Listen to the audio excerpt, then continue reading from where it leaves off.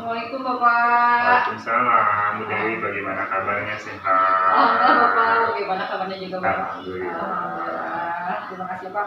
Ya. Semoga Bapak selalu sehat. Amin. Terus ya Pak ya. Ini Pak, saya di sini itu ingin melakukan suatu wawancara. Iya. Dan saya ingin menanyakan beberapa pertanyaan mengenai pengalaman Bapak selama Bapak menjadi kepala sekolah ya. Terutama tentang pengambilan keputusan Pak, yang ini ya, dilema etika. Nah, tentu Bapak mungkin pernah mengalami bagaimana ada dua kasus selama ini gitu ya. Bagaimana Bapak dapat mengidentifikasi kasus-kasus yang merupakan dilema etika atau bujukan moral. Ya. Baik, terima kasih Bu Dewi. Memang betul ya, kita sebagai seorang pimpinan di sekolah selalu dihadapkan dengan berbagai hal ya.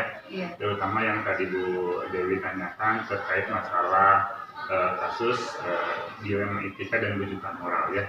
Seperti yang kita ketahui bahwa dilema etika itu adalah kita sebagai seorang pimpinan dihadapkan pada dua kasus yang sama-sama benar ya.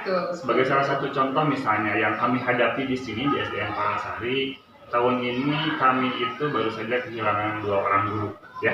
Yang satu meninggal, kemudian yang satu juga pindah. Nah, di satu sisi kita oleh pemerintah dilarang untuk menerima guru honorer yang baru secara aturan ya. Tapi di satu sisi kita juga ingin memberikan layanan pendidikan yang terbaik buat anak-anak ya. Bagaimana bisa memberikan layanan pendidikan yang terbaik sementara kalau satu kelas diajar dengan jumlah siswa 60 diajar oleh 1 orang guru. Itu kan tidak efektif ya, tidak efisien. Nah, bagaimana saya sebagai seorang pimpinan mengidentifikasi kasus-kasus seperti itu ya. Yang pertama menerima masukan dari rekan-rekan sejawat. Kadang kan mereka menganalisis, Pak ini permasalahannya seperti ini.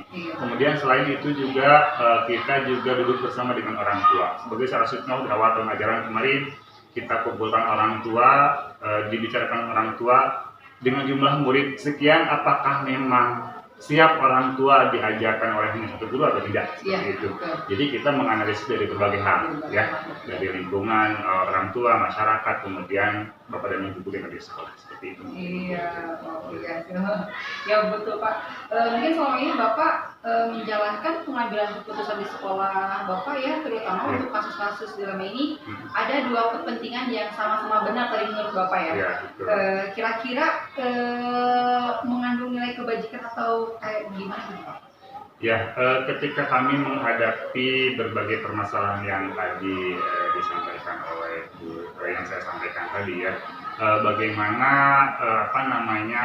saya sebagai seorang pimpinan untuk mengambil suatu kebijakan menyelesaikan permasalahan tersebut ya.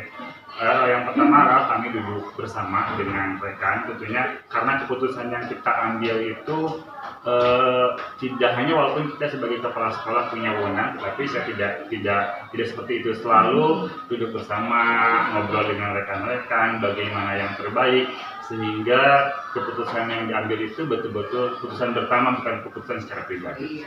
Iya, terima kasih Pak. Nah, kira-kira dari keputusan yang Bapak ambil itu langkah-langkah atau prosedur seperti apa yang biasa Bapak lakukan selama ini gitu Pak? Nah, langkah-langkah atau prosedur untuk mengambil suatu keputusan pertama adalah kita duduk bersama ya, kemudian mengidentifikasi permasalahannya seperti apa. Itu yang pertama. Kemudian yang kedua, kita juga mengidentifikasi nilai-nilai yang bertentangan dengan keputusan yang akan kita ambil ya, gitu. Kemudian yang berikutnya ketiga, kami juga membicarakan dengan tim untuk mencari solusi yang seadil-adilnya ketika kita memang mau mengambil satu keputusan. Nah, kemudian yang berikutnya kita juga memutuskan untuk mengambil suatu keputusannya misalnya A seperti itu. Bagus Pak. Langkah-langkah yang sudah Bapak ambil gitu. Nah, di sini kira-kira hal apa saja sih yang selama ini Bapak anggap efektif dalam pengambilan keputusan yang terjadi pada kasus-kasus dilema etika ini Pak? Yang selama ini dirasakan yang paling efektif ketika kita ingin menentukan suatu keputusan adalah berkomunikasi dengan berbagai pihak ya. Kalau di sekolah tentunya saya berkomunikasi dengan bapak dan ibu guru. Nah, selain itu juga saya punya atasan pengawas bina PGRI ya. Iya. Jadi supaya keputusan yang saya ambil itu tidak salah, maka saya juga meminta pandangan kepada beliau-beliau sebagai atasan saya, terutama pengawas bina yang dalam hal ini membina sekolah yang ada di lingkungan kecamatan masing-masing. Seperti apa? Ya, tetap ada koordinasi. Ya, Itu, ya. Nah, selanjutnya Pak, apa saja sih yang selama ini menjadi tantangan dalam pengambilan keputusan pada kasus dilema etika ini? Tantangan yang dihadapi selama ini yang jelas begini, ketika kita ada suatu masalah, kemudian kita harus memutuskan suatu masalah, walaupun menurut kita keputusan itu betul-betul keputusan yang memang benar ya, tetapi kontra itu selalu terjadi ya. Betul, jadi tantangannya memang tidak semua orang kadang bisa menerima dengan keputusan yang kita ambil gitu. Tapi walaupun bagaimana, kita sebagai seorang pimpinan tetap harus bisa menetapkan bahwa ini adalah benar, ini adalah salah. Iya, terima kasih Pak ya. Nah ini, apakah Bapak ini memiliki sebuah katakanlah atau jadwal tertentu gitu ya dalam sebuah penyelesaian kasus dilema etika, atau Bapak langsung menyelesaikan di tempat gitu ya, atau memiliki sebuah jadwal untuk menyelesaikannya kayak bentuk atau prosedur yang Bapak jalankan kayak gitu? Kalau jadwal secara tentatif tidak ada ya, tetapi yang biasa kita ambil ketika ada suatu masalah yang jelas saya tidak pernah menunda-nunda karena ketika ada masalah ditunda-tunda pasti kan akan melebar kemana. Tetapi sebagai salah satu contoh misalnya ada permasalahan di kelas ya.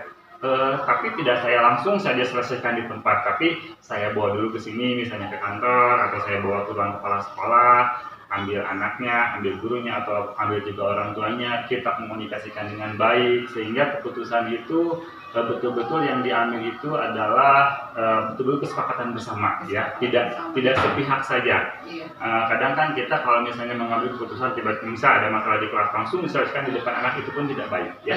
Jadi saya bawa ke suatu tempat, ke kantor atau ke ruangan mana, diselesaikan secara baik-baik. Tetapi mungkin kalau jadwal secara ini tidak gitu ya. Contoh misal ada suatu masalah, oh iya nanti saja selesaikannya, kita selesaikan hari ini tanggal sekian, tidak seperti itu gitu ya. Tapi tetap ada memang kita membawa ke suatu tempat sehingga bisa diselesaikan dengan baik. Iya, istilahnya Pak ya, misalnya mengkondisikan dengan situasi juga ya Pak ya. Nah, adakah dalam dalam menyelesaikan atau mempermudah pengambilan keputusan Bapak itu yang membantu atau orang yang membantu atau faktor-faktor yang selama ini menyelesaikan dalam Bapak mengambil keputusan dilema etika ini? Nah, seperti yang sudah tadi saya sampaikan sebelumnya, tentunya ketika ada suatu masalah memang pada prinsipnya saya tidak ingin digenggam sendiri ya ketika ada masalah. Salah satunya adalah rekan yang ada di lingkungan sekitar. Kemudian tadi juga saya sampaikan, saya juga selalu berkonsultasi dengan pengawas bina sehingga itu lebih memudahkan kita untuk mengambil keputusan bahwa keputusan yang diambil itu betul-betul benar ya. Jadi ya kita yang pertama konsultasi dengan orang yang dituakan di sekolah terutama, kemudian dia konsultasi dengan atasan kita seperti itu. Itu mungkin yang efektif, yang dirasa efektif yang selama ini diambil. Nah, kira-kira dari semua hal yang telah Bapak sampaikan tadi, pembelajaran apa sih yang dapat Bapak petik gitu mengenai pengalaman Bapak selama ini dalam mengambil keputusan dilema etika ini? Pembelajaran yang dapat saya ambil ketika memang kita mendapatkan suatu permasalahan ya, pasti ada hikmah di balik semua itu.